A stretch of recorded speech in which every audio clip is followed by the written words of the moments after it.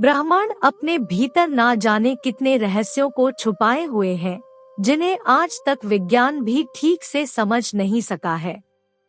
ऐसे में आज हम ब्रह्मांड के 5 सबसे बड़े रहस्यों को समझेंगे, जो आज भी हैं अनसुलझे। अंतरिक्ष सदा से हमारी जिज्ञासाओं का केंद्र रहा है। ग्रह, नक्षत्र और तारों के साथ हमारा रिश्ता काफी पुराना है। इस अनंत असीमित ब्रह्मांड में लाखों रहस्य छिपे हैं। ज्यों-ज्यों विज्ञान का दायरा बढ़ा है, त्यों-त्यों इस ब्रह्मांड के रहस्य उजागर हुए हैं। विज्ञान ने ब्रह्मांड को देखने का एक अलग नजरिया हम लोगों को दिया है। आज हम भले ही बहुत आगे बढ़ गए हैं, पर जो मूलभूत सवाल थे, जैसे इस ब्रह्मांड की शुरुआत कैसे हुई, इसे कौन चला रहा है, ब्लैक होल क्या होता है, उसके अंदर क्या है, ऐसे ना जाने कितने सवालों का उत्तर हमें अब तक पता नहीं लग पाया है। आज भले ही ये रहस्य हमारी समझ के परे लग रहे हों, उम्मीद है कि आने वाले वक्तों में विज्ञान इनकी पहेलियों को सुलझाएगा और अंतरिक्ष की एक व्यापक तस्वीर हमारे समक्ष खड़ी करेगा। इसी कड़ी में आइए जानते हैं अंतरिक्ष के 5 सबसे बड़े रहस्यों को। बिग बैंग ब्रह्मांड की शुरुआत की सबसे प्रचलित वैज्ञानिक धारणाओं में से एक है। बेल्जियम के एक खगोलविद जॉर्ज हेनरी लेमेत्रे ने इस सिद्धांत को दिया। इस सिद्धांत के अनुसार लगभग 14.5 अरब वर्ष पहले ब्रह्मांड की सारी ऊर्जा, भौतिक पदार्थ और अस्तित्व एक बिंदु में कैद था। अचानक एक बहुत बड़ा विस्फोट हुआ और समय, स्पेस और मैटर अस्तित्व में आए।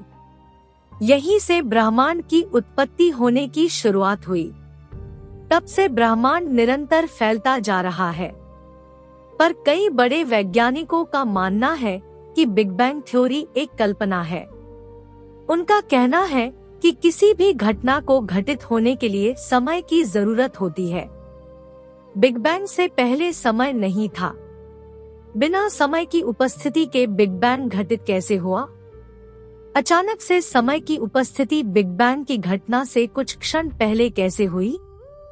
बिग बैंग थ्योरी के पास इन सवालों का कोई ठोस उत्तर नहीं है। महान वैज्ञानिक स्टीफन हॉकिंग का मानना था कि ब्रह्मांड अचानक से स्वतः ही स्फूर्त होकर आया है। बिग बैंग हमारी अब तक के ज्ञात जानकारियों में सबसे सटीक सिद्धांत है। पर ये कितना सच है, इसका कोई प्रमाण हमारे पास अब तक नहीं है। इस सिद्धांत के भीतर कई बड़े अंतर्विरोध हैं। इस रूप में ब्रह्मांड का सृजन कैसे हुआ, ये आज भी एक रहस्य का विषय बना हुआ है। अंतरिक्ष का 95% हिस्सा डार्क मैटर और डार्क एनर्जी से मिलकर बना है। बाकी का 5% हिस्सा भौतिक पदार्थों से। इनमें ग्रह, नक्षत्र, तारे वे सभी आते हैं जिन्हें हम देख सकते हैं। वैज्ञानिकों का मत है कि डार्क मैटर और डार्क एनर्जी ही वह कड़ी है जिसने इस पूरे ब्रह्मांड को एक सिलसिलेवार ढंग से बांध रखा है। डार्क मैटर ऐसे पदार्थों से मिलकर बने हैं जो लाइट को ऑब्जर्व, इमिट और रिफ्लेक्ट नहीं करते। इस कारण अब तक के साधनों के बल पर इसे देख पाना संभव नहीं है। वैज्ञानिक परिकल्पना कहती है कि डार्क मैटर और डार्क एनर्जी ही इस ब्रह्मांड का आधार है। इसी पदार्थ से पूरे ब्रह्मांड का अस्तित्व बना है। इन पदार्थों की कोई विकसित समझ हमारे पास अब तक नहीं है। इसको समझ पाने का कोई ठोस आधार भी हमें अब तक नहीं मिला है। पर इस बात से कोई इनकार नहीं कर सकता कि इन पदार्थ का अस्तित्व नहीं होता। इन पदार्थों के विषय में हमारे पास अधिक जानकारी नहीं है। केवल परिकल्पनाओं के सहारे ही वैज्ञानिक इसे समझने की कोशिश कर रहे हैं। ब्लैक होल ब्रह्मांड के सबसे सघन ऑब्जेक्ट में से एक है। इनका गुरुत्वाकर्षण खिंचाव इतना अधिक होता है कि इसमें से लाइट भी बचकर नहीं निकल पाती। ब्लैक होल का निर्माण विशालकाय तारों के अंदर होने वाले महाविस्फोट, सुपरनोवा के कारण होता है। इसकी सर्वप्रथम खोज कार्लस कवार्जसचिल्ड और जॉन व्हीलर ने की थी। विज्ञान के विस्तार ने ब्लैक होल के कई रहस्यों से पर्दा उठाया है, पर आज भी इससे जुड़े कई ऐसे रहस्य हैं जिनके ऊपर से पर्दा अब तक नहीं उठा है। इनमें से एक है कि ब्लैक होल के भीतर क्या है। इस सवाल का जवाब अब तक किसी के पास नहीं है। ब्लैक होल को देख पाना असंभव है। हमें यह भी नहीं पता कि ब्लैक होल के केंद्र में जब कोई ऑब्जेक्ट जाता है तो उसके साथ क्या होता है। कई वैज्ञानिकों की परिकल्पना कहती है कि ब्लैक होल में जाने के बाद ऑब्जेक्ट किसी दूसरे आयाम में चले जाते हैं। यह संसार द्वंद्व पर चलता है।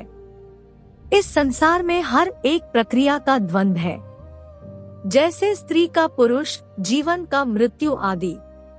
इसी रूप में वैज्ञानिकों का कहना है कि हमारे इस ब्रह्मांड का भी द्वंद्व होगा। उस ब्रह्मांड में हर चीज उल्टी होती होगी।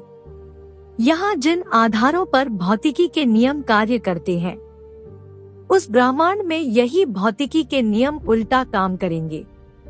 ब्लैक होल उस द्वंदात्मक ब्रह्मांड में जाने का साधन हो सकता है। इसी कारण से व्हाइट होल की धारणा सामने आई है। एक समय मंगल ग्रह भी पृथ्वी के जैसा था। वहाँ पर भी बड़े बड़े समुद्र और जल धाराएं थी।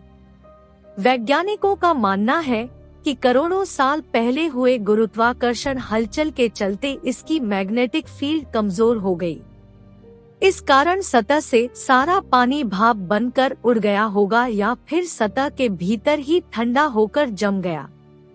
कमजोर हुई मैग्नेटिक फील्ड के चलते सूर्य की हानिकारक किरणों का प्रभाव सीधे सतह पर पड़ने लगा।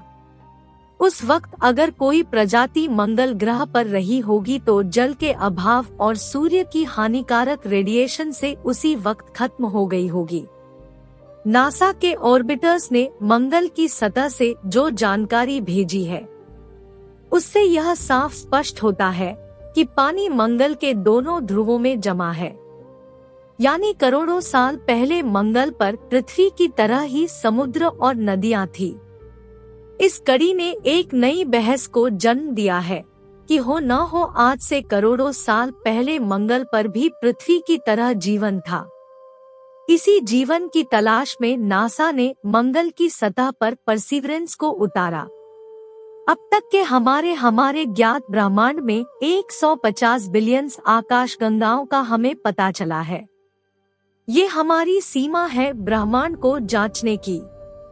ब्रह्मांड इससे भी कई गुना ज्यादा बड़ा है या कहें अंतहीन है। ऑक्सफोर्ड यूनिवर्सिटी की एक रिसर्चर टीम ने अपने शोध में पाया कि अब तक के ज्ञात ब्रह्मांड में हमने जितनी आकाशगंगाओं को जाना है, उनकी संख्या 250 गुना और अधिक हो सकती है। इस अनंत विशाल ब्रह्मांड के विषय में अब तक हमने बस इतना ही जाना है। कई बड़े वैज्ञानिकों का कहना है कि यह जानकारी महज एक मटर के दाने के बराबर है। अंतरिक्ष इससे कहीं ज्यादा विशाल है। तो आज के लिए इतना ही, फिर मिलेंगे नेक्स्ट वीडियो में।